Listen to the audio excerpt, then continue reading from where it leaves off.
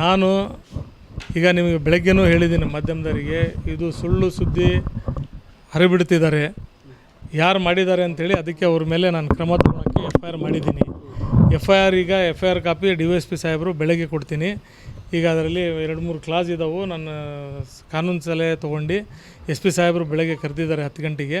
ಅವ್ರ ಜೊತೆಗೆ ಚರ್ಚೆ ಮಾಡಿ ನಾನು FIR ಕಾಪಿ ನಿಮಗೆ ಕೊಡ್ತೀನಿ ಅಂಥೇಳಿ ಒಂದು ಅಕ್ನಾಲೇಜ್ಮೆಂಟ್ ಕೊಟ್ಟಿದ್ದಾರೆ. ಈಗ ಅದೇ ಅಕ್ನಾಲೇಜ್ಮೆಂಟ್ ಮೇಲೆ ನಾನು ನಿಮಗೆ ತೋರಿಸಿರೋದು, ಅದು ಅಕ್ನಾಲೇಜ್ಮೆಂಟ್ ಕೊಟ್ಟಿದ್ದಾರೆ, ಸ್ವೀಕರಿಸಿದ್ದೀನಿ. ಇದು FIR ಅಂತಲೇ ತಿಳಿಯಿರಿ, ನಾನು ಬೆಳಗ್ಗೆ ನಿಮಗೆ FIR ಕೊಡ್ತೀನಿ ಅಂತ ಹೇಳಿದ್ದಾರೆ. ಆಗ್ರಹ ಏನಿಲ್ಲ, ಇದು ಸುಳ್ಳು ಸುದ್ದಿ ಹರಿದಾಡಿ ಇದು ಮಾಡ್ತಾಯಿದೆ ಜಾಲತಾಣದಲ್ಲಿ. ನನ್ನ ಮೇಲೆ ನನ್ನ ಮಾನಕ್ಕೆ ಹಾನಿಯಾಗಿದೆ, ನನ್ನ ಕ್ಯಾರಿಯರ್ಗೆ ಹಾನಿಯಾಗಿದೆ. ಈ ಥರದಿಂದ ಜಮೀರ್ ಸಾಹೇಬ್ರದ್ದು ಮತ್ತು ನಂದು ಫೋಟೋ ಅಂಟಿಸಿ ಈ ಸುಳ್ಳು ಸುದ್ದಿ ಹರಿದಾಡಿಸಿರೋದು ಕಾನೂನು ಕ್ರಮ ಅವ್ರ ಮೇಲೆ ಜರುಗಿಸ್ಬೇಕು ಅಂತೇಳಿ ನಾನು ಒತ್ತಾಯ ಮಾಡಿದ್ದೀನಿ. ಇದ್ರ ಮೇಲೆ ಪರಿಶೀಲನೆ ಮಾಡಿ ನೀವು ನನಗೆ ಸೂಕ್ತವಾದ ನ್ಯಾಯ ದೊರಕಿಸಿ ಅಂತ ಹೇಳಿದ್ದೀನಿ. ಇಲ್ಲ, ಯಾರೂ ಮಾಡಿಲ್ಲ. ಇಲ್ಲ, ಯಾರೂ ಮಾಡಿಲ್ಲ. ಇಲ್ಲ, ನಾನು ಮಾಡಿಲ್ಲ, ಅವರು ಮಾಡಿಲ್ಲ.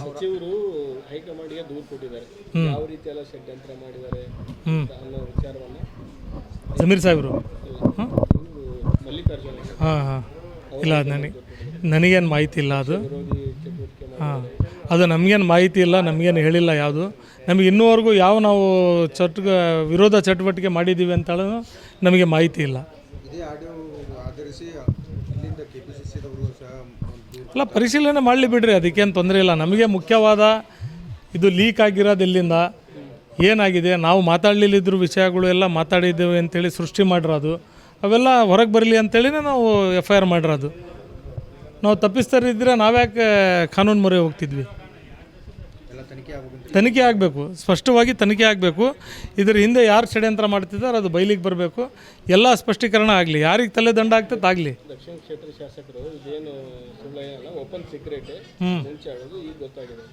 ಅದೇ ಬಹಿರಂಗ ಪಡಿಸ್ಲಿ ಅದೆಲ್ಲ ಯಾವ ಥರ ಎಲ್ಲಿಂದ ಬಂತು, ಏನು ಬಂತು, ಯಾವ ಥರ ಆಗಿದೆ, ಯಾವ ಥರ ಇಲ್ಲ ಅಂತೇಳಿ ಸ್ಪಷ್ಟೀಕರಣ ಕೊಡಲಿ. ಹೇಳಿದ್ರು ಇದಾಗಿದ್ದು ನಿಜ, ಇವಾಗ ಓಪನ್ ಆಗಿದೆ. ಅದೇ ಅವ್ರಿಗೆ ಗೊತ್ತು, ಅದು ಕೇಳಿ ಅದು ಬಹಿರಂಗವಾಗಿ ಹೇಳಲಿ, ಅವರು ಯಾವುದಾಗಿದೆ ಯಾವುದಿಲ್ಲ ಅಂಥೇಳಿ ಹೇಳಲಿ. ಅದು ಆಮೇಲೆ ಯಾವ ಥರ ಅದು ಸೃಷ್ಟಿಯಾಗಿ ಹೊರಗೆ ಬಂತು ಅಂತ ಅದನ್ನು ಬರಲಿ, ಎಲ್ಲ ಕುಲಂಕುಷವಾಗಿ ಬರಲಿ, ಯಾರಿಗೆ ತಲೆದಂಡ ಆಗ್ತದೆ ಆಗಲಿ, ಏನು ಅದರಲ್ಲಿ ತೊಂದರೆ ಇಲ್ಲ.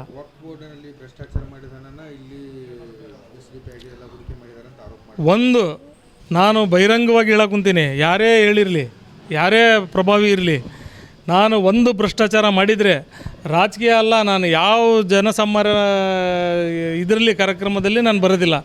ಒಂದು ಸಣ್ಣ ನಂದು ಯಾರ ಚರಿತ್ರೆಗೆ ಧಕ್ಕೆ ಮಾಡಿದರೆ ಅದು ಪ್ರೂಫ್ ಸಮೇತ ತೋರಿಸ್ಬೇಕು, ಯಾವುದೇ ಇರಲಿ. ನಾನು 3 ಅವಧಿ ಜಿಲ್ಲಾಧ್ಯಕ್ಷನಾಗಿ ಕೆಲಸ ಮಾಡಿದ್ದೀನಿ. ಅದರಲ್ಲಿ ಒಂದು ರಾಗಿ ಕಾಳಷ್ಟು ಭ್ರಷ್ಟಾಚಾರ ಆಗಿದೆ ಅಂತ ನನ್ನ ಮೇಲೆ ಆರೋಪ ಮಾಡಿಬಿಡಲಿ, ನಾನು ಅವ್ರು ಹೇಳಿದ್ದು ತಲೆದಂಡ ನನಗೆ ಒಪ್ಪಿಗೆ ಇದೆ. ಇಲ್ಲಿದ್ರೆ ಅವ್ರು ಒಪ್ಕೋಬೇಕು, ಇಲ್ಲಿದ್ರೆ ಸಾಬೀತುಪಡಿಸ್ಬೇಕು. ಅಷ್ಟು ಸುಲಭವಾಗಿ ನಾನು ಬಿಡೋದಿಲ್ಲ. ನನ್ನ ಮೇಲೆ ಭ್ರಷ್ಟಾಚಾರದ ಆರೋಪ ಯಾರೇ ಹಚ್ಚಿದ್ರೂ ಕೂಡ ನಾನು ಅಷ್ಟು ಸುಲಭವಾಗಿ ಬಿಡೋದಿಲ್ಲ. ಆ ಭ್ರಷ್ಟಾಚಾರದ ಆರೋಪ ಮುಕ್ತ ಆಗೋ ತನಕನೂ ನಾನು ಅದು ಬಿಡೋದಿಲ್ಲ. ಅದ್ರ ಬಗ್ಗೆ ನನ್ನ ಇದು ಇದೆ. ನಾನು ಜೀವನ ಮಾಡಿರೋದೇ ನನ್ನ ಇದಕ್ಕೋಸ್ಕರ, ನನ್ನ ಸ್ವಾಭಿಮಾನಕ್ಕೆ ಧಕ್ಕೆ ಆದರೆ ನಾನು ಯಾವ ಕಾರಣಕ್ಕೂ ಬಿಡೋದಿಲ್ಲ. ಅದು ಎಲ್ಲಿಗಾರೇ ಹೋಗಲಿ, ಎಲ್ಲಿಗಾದರೂ ಹೋಗಿ ಮುಟ್ಟಿ ಎಂಡಾಗಲಿ, ಅದಕ್ಕೆ ನಾನು ಭದ್ರ. ಕಾನೂನು ರೀತಿಯಾಗಲಿ ಬೇರೆ ರೀತಿಯಾಗಲಿ ನಾನು ಭದ್ರ ಆಗ್ತೀನಿ, ಸಿದ್ಧ ಇರ್ತೀನಿ ಹೋರಾಟಕ್ಕೆ. ಅದು ಒಟ್ಟು ಬಹಿರಂಗ ಪಡಿಸ್ಬೇಕು. ಬರೀ ಹುಸಿಗುಂಡು ಮಾತುಗಳು ಹೇಳಿ ಸುಮ್ಕಾಗೋದಲ್ಲ, ಮಾತಾಡಿದ ಮೇಲೆ ಅದು ತಕ್ಕಂತೆ ನಡ್ಕೋಬೇಕು ಭ್ರಷ್ಟಾಚಾರದ ಬಗ್ಗೆ. ಅದು ಹೈಕಮಾಂಡಿಗೆ ಬಿಟ್ಟಿದ್ದು, ತಲೆದಂಡ ಆಗುತ್ತೋ ಇಲ್ಲೋ ಏನಂತ ಹೇಳಿ. ಈಗ ಈ ಥರ ಮಾತುಗಳು ಬಂದರೆ ನಾವು ನಾಳೆಯಿಂದ ಬೇರೆ ಥರ ಮಾತಾಡಿ ನಾವು ಬೇರೆ ಥರ ಹೇಳೋಕ್ಕೆ ನಾನು ಶುರು ಮಾಡ್ತೀನಿ. ಅಲ್ಪಸಂಖ್ಯಾತ ಸಮುದಾಯದವ್ರು ಏನಾದರೂ ಯಾವ ರೀತಿ ಬೆಂಬಲ ಕೊಡ್ತಿದ್ದಾರೆ ಸರ್? ನಾಳೆನೂ ಇದೆ, ಮುಂದೆನೂ ಇರ್ತದೆ. ಅವ್ರ ಜೊತೆಗೆ ಇಡೀ ಸಮಾಜ ಇದೆ, ಇಲ್ಲ ಅಂತ ಇಲ್ಲ. ಅವರು is a mass leader of our community. ನಾನು ಮೊದಲೇನೂ ಹೇಳಿದ್ದೀನಿ, ಬೇರೆ ಸಮಾಜದ ನಾಯಕರು ಇದ್ದಾರೆ, ಇಲ್ಲ ಅಂತ ಇಲ್ಲ. ಬಟ್ ಇವ್ರ ಪ್ರಭಾವನೇ ಬೇರೆ, ಜಮೀರ್ ಸಾಹೇಬ್ರದ್ದು.